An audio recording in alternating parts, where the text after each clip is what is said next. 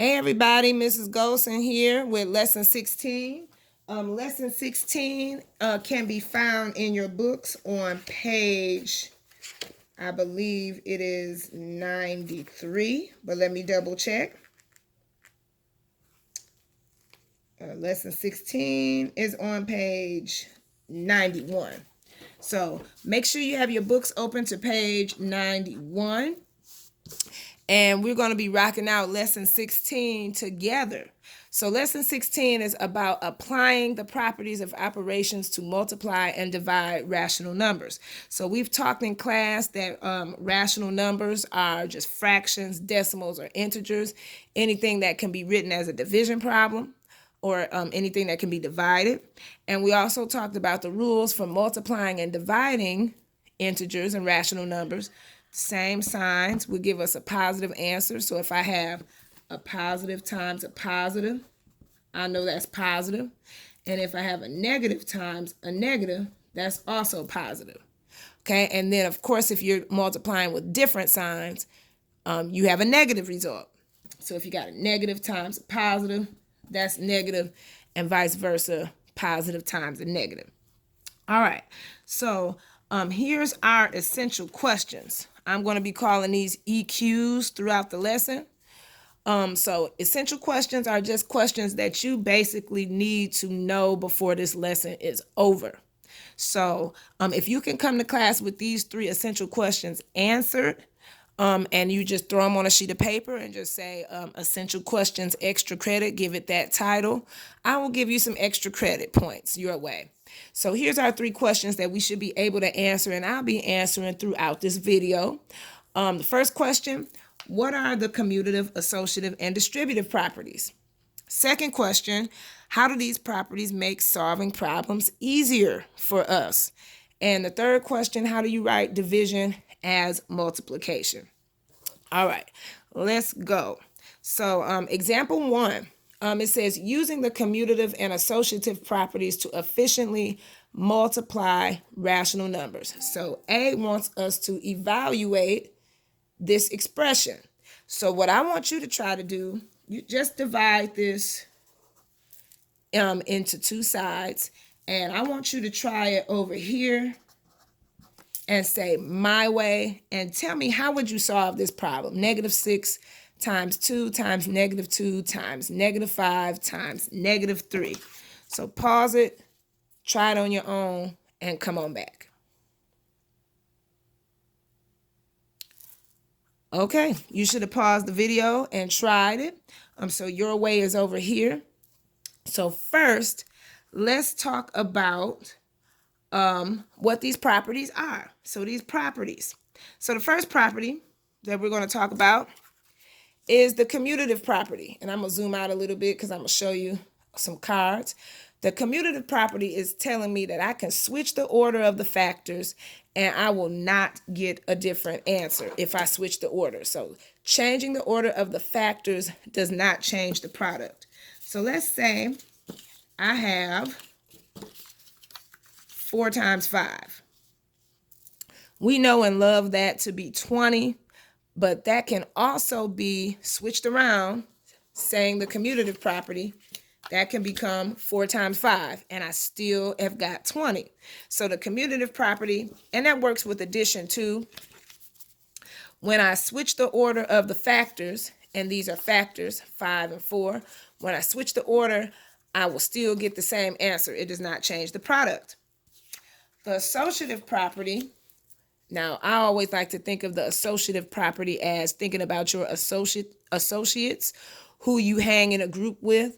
So the associative property says if I switch the order of the grouping, or if I switch the grouping of the factors, the product will not change. So let's say I have 1/2 times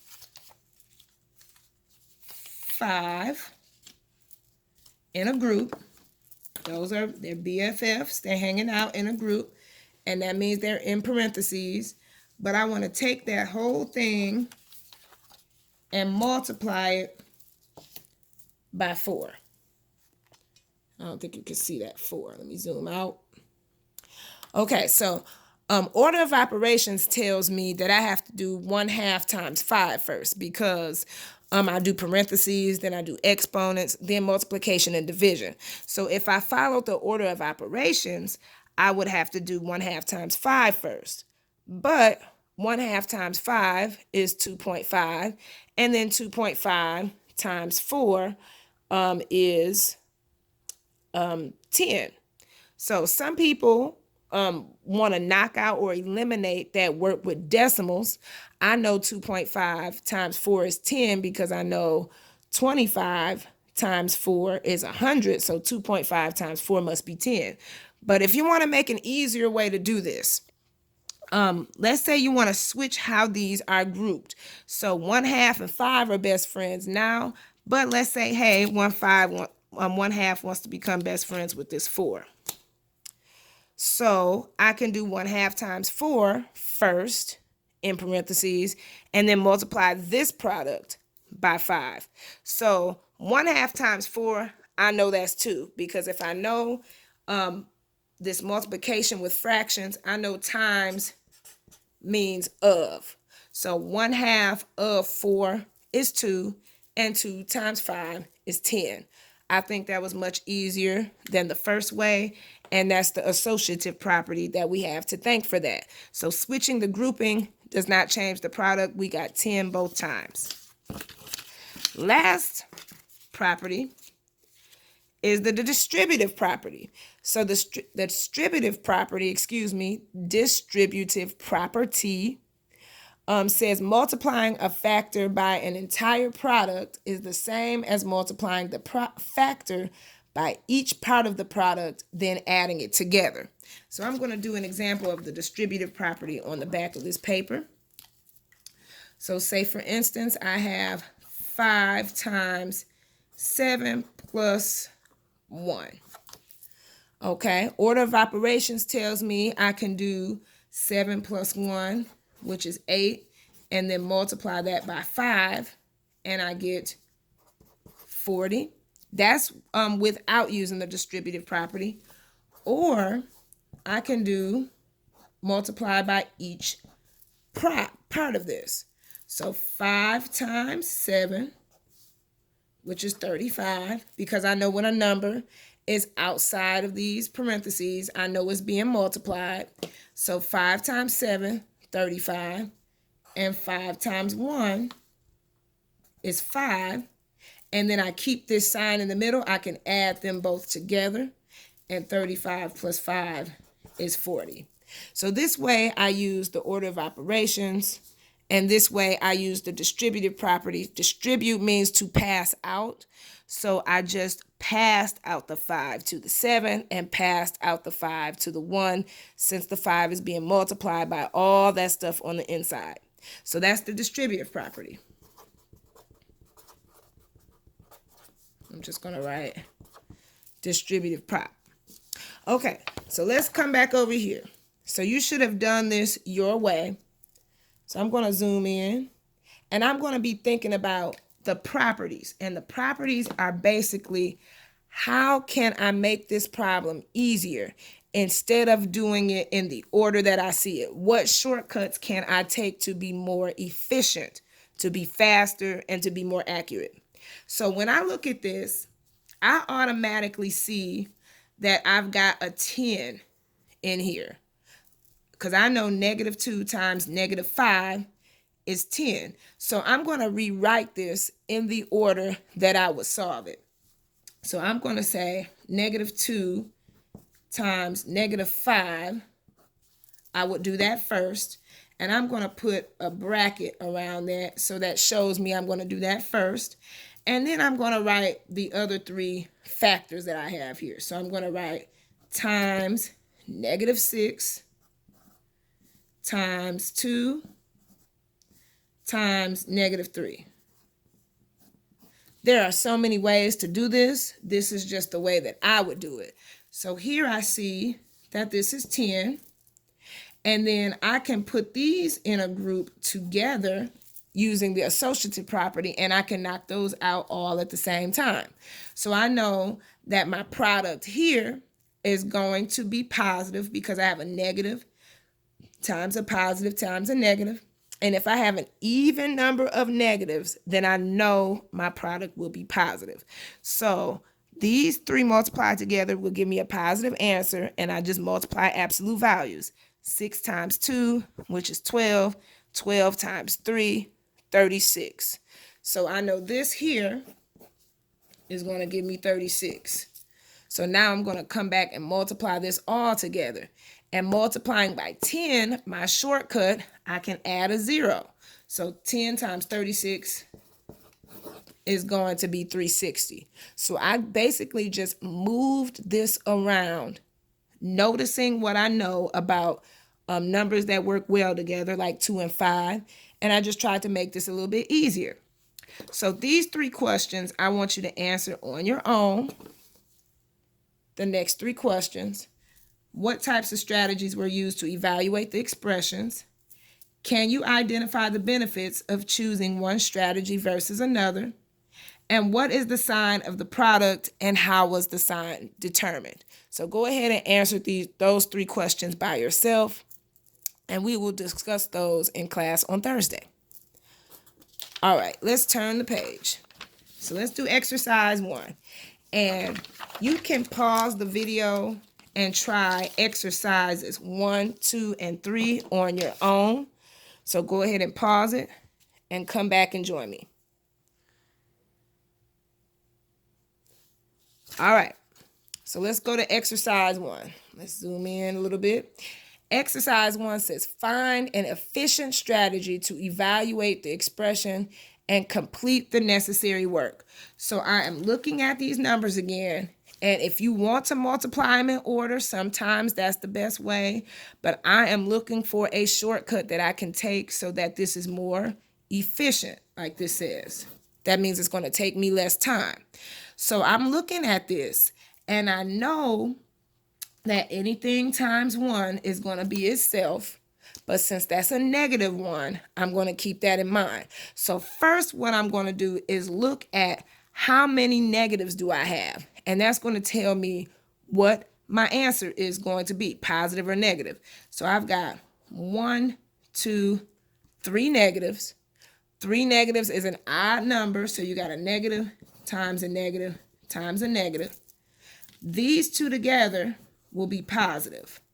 But then since you got this one lonely one, he's lonely, put a little sad face on him, that's going to make this whole product negative. So I'm going to put my negative symbol at the bottom so I don't forget that my answer is negative. And now I'm going to start shuffling things around to make it easier. So I am looking at this 1. And I know that anything times 1 is going to be itself. So I'm just going to focus on these. Okay. So in my mind, I would do these first. So I'm going to rewrite it in the order that I'm going to solve it. Negative 2 times 2. And then I'm going to put those in a group together. And this is just the way I would do it. And then I'm going to do times 10 times negative 3 times negative 1. Put those in a group together. That's the way I see it in my mind. So I know that this is going to be negative 4. And this is going to be 30 because I've got 2 negatives here. So I know negative 3 times negative 1 is 3. 10 times 3 is 30. Multiply those together. Negative 4 times 30. Here's a shortcut alert. 30 looks like 3 to me. So if I know negative 4 times 3, I know that's 12. Negative 4 times 30 will be negative 120. And if you're looking, I did not show any work. I just did all mental math because I'm looking for an easier way to solve these problems. So my answer is negative 120. Okay, now we got some fractions involved. It says find an efficient strategy to evaluate the expression and complete the necessary work. So we've got 4 times 1/3 times negative 8 times 9 times negative 1/2. Now, let me show you something.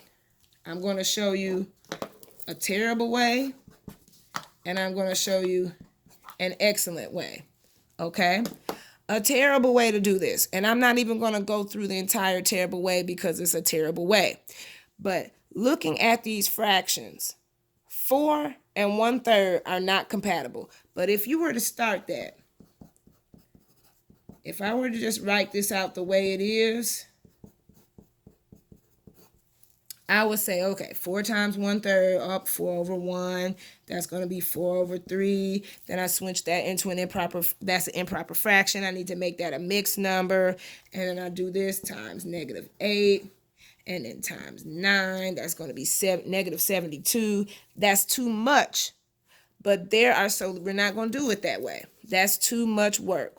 So I'm going to come over here and I'm going to look at which of these fractions and whole numbers go together.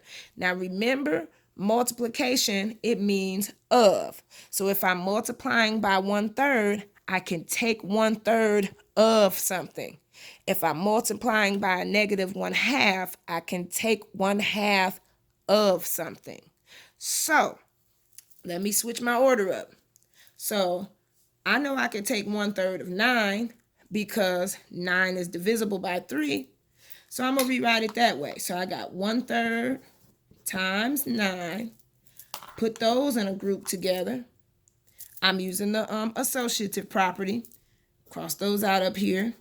And then I got my -1/2, my -8, and my -4. I'm going to put those in a group together. We'll use brackets. 4 times -8 times -1/2. This looks easier to me because I understand that taking 1/3 of something is dividing by 3. Taking 1/2 of something is dividing by 2. Now I can do this. 1/3 of 9 is 3. Bring down my times sign. I know 4 times -8 is -32. And then -32 times a -1/2. We still got to do that. I would do these next. Because if I do 3 times 32 and take half of that, there's probably going to be more work than just taking half of 32.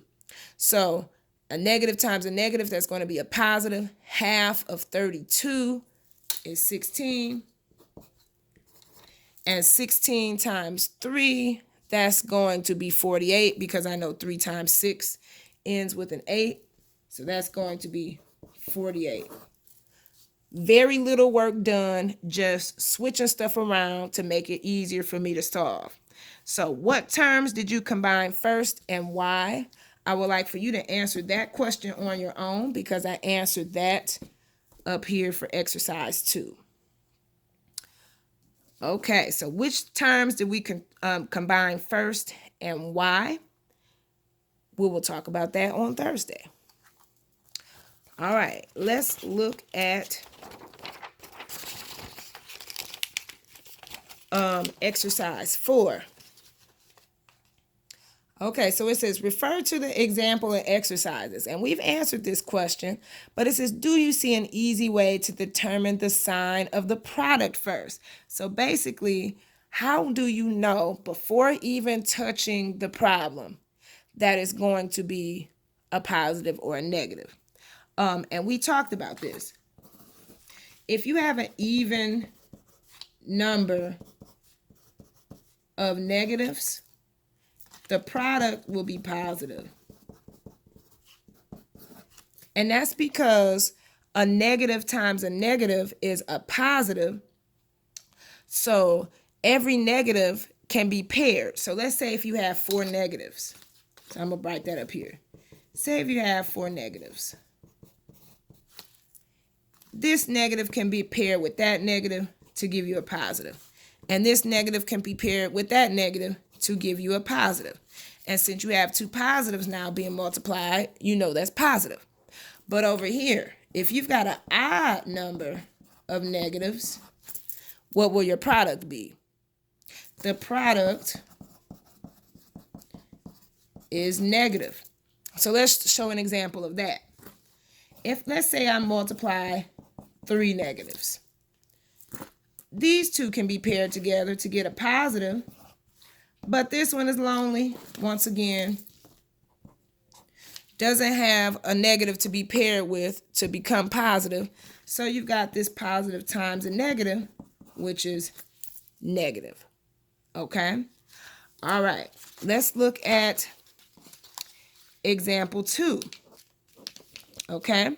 All right. So it says, rewrite the mixed number as a sum, then multiply using the distributive property. So I've got -6 times 5 and 1/3. And it says, write this mixed number as a sum. Well, what does that mean? No, you know a sum is an addition problem. So I'm going to take this mixed number, which is 5 and 1/3, and I'm going to write it as an addition problem. So, and I'm going to multiply -6 by all of this. So, since we talked about the distributive property, I'll flip back to the back. Remember, you've got a product outside of a sum, and I've got to fix this definition because this is multiplying a factor by an entire product. This should say an entire sum. Okay. All right. So you see you've got a sum inside the parentheses, and you've got the 5 saying hey to that 7 and saying hey to that 1, and then you add them together. So here, let's write 5 and 1/3 as a sum. So I've got -6 times, and if there's no sign here, I know that's multiplication in there, we just can't see it. What would be the sum for 5 and 1/3? Well, I'm going to do 5 plus 1/3. It's as simple as breaking our mixed number apart. 5 and 1/3 is made up of 5 and 1/3. And then you're going to multiply them together. So distributive property, -6 is saying hey to the -5, and they multiply. So -6 times 5, -30. And then -6 times 1/3. Remember, that's taking 1/3 of 6, and 6 is divisible by 3. So 1/3 times 6 is 2, but since this 6 is negative, this is going to be a -2. Keep your same sign. Bring that down. -30 plus -2 is -32. Okay? If you need to see that 6 times 1/3 is 2, 6 times 1/3, slap that 6 over 1, multiply straight across. 6 times 1 is 6, 1 times 3 is 3. Simplify, you get 2. All right. So now you try exercise 5, but this one is a little bit different. You've got a negative here. So it says multiply the expression using the distributive property. So that means we've got to write this as a sum. So we've got 9 on the outside of the parentheses, and 9 times, what is -3 and 1/2 as a sum? Now, -3 and 1/2 is negative, so that means both parts of the sum should be negative. So this -3 and 1/2 is composed of -3 plus a -1/2. One mistake that we make when doing this, we say -3.5 is made up of -3.5, but since it's a -3.5, both parts must be negative. So I'm going to put emphasis on that.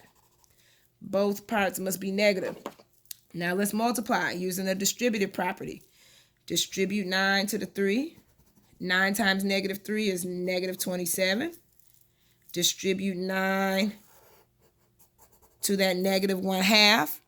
9 times -1/2 is -4.5, but some people might need to see that. So do your junk work on the side.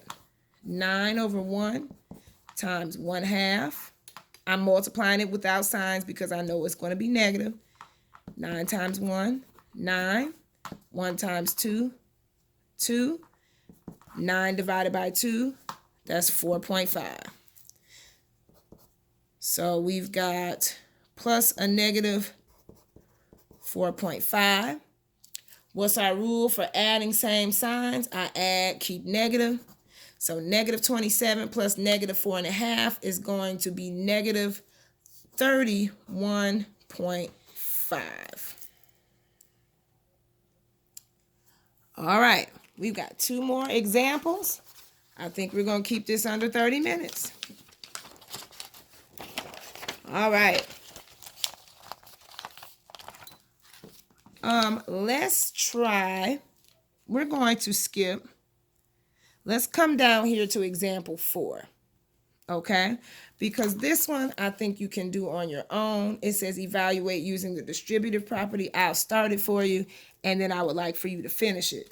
So since we have 16 being multiplied by both of these and a plus sign in the middle, I can factor out 16, put my plus sign in the middle, and then I write my 2 things that 16 is being multiplied by. So 16 is being multiplied by a negative 3/8 plus that 1/4. Because 16 is being multiplied by negative 3/8 and it's also being multiplied by 1/4. So you would write it this way and then you would solve it. Okay, let's go to example 4. All right. Example 4 has a very important concept. We talked about this a little bit in class, the multiplicative inverse. So I'm going to come over here and put some space to the side so we can write what a multiplicative inverse is.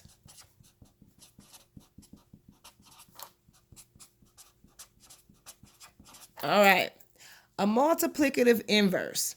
All it is a reciprocal, and it's what you use when you divide fractions. So say, for instance, I have 1/2 divided by 2/3. Well, we know division is the same as multiplying by this inverse. So the multiplicative inverse for 2/3 is 3/2. So you recognize it as keep, change, flip. So this will become 1/2 times 3/2. So the multiplicative inverse here, and it's basically the word is telling you the definition. This is multiplicative inverse because it flipped. So basically when it asks for you for the multiplicative inverse, you flip it. Okay, so that's your inverse there. So let's rewrite these expressions. So we're going to use the multiplicative inverse to rewrite division as multiplication. So it says rewrite the expression as only multiplication and evaluate. So I've got 1/2, or I'm sorry, 1 divided by 2/3 times -8 times 3 divided by a -1/2. So I want all of these division signs to disappear. Okay, so I'm going to keep, change, flip basically. So this becomes 1 division flips to multiplication times, and what is 2/3 flipped? 3/2. We've got times, so I don't need to rewrite that. So times -8 times 3, and now it says divided by 1/2. I want to make this multiplication and use your multiplicative inverse, so flip it. It still stays negative even though you flip. So -2/1. Now I've got all multiplication. I can solve this. All right, so I'm going to use some properties to make this easier for me. This -2/1, I know that's -2. So I would do, let's see, what will be an easier way? I know this 1 times is going to make all of this be itself. So I really can drop that because it's positive. So the answer is going to be all of these multiplied together. I would do, let's do, look for the easiest way. Let's rewrite it. So I've got 3 times -2 times 3 over 2 times a negative 8. And I'm going to do it in that order. You could have done it straight across, but it might be a little bit more difficult that way. I know that this is 6 or negative 6. And I know negative 6 times 3 over 2 times negative 8. Now I'm going to knock this out. Negative 6, I'm going to put that over 1. And I'm going to multiply straight across. Negative 6 times 3 is going to be, and actually, I could take another shortcut here, put that over 1, and I can make a long fraction bar here. Who said fractions had to be just composed of one number on the top? Because this is all going to be divided. So we can multiply all of this straight across. So negative 6 times 3 times negative 8. So I know negative 6 times 3 is negative 18.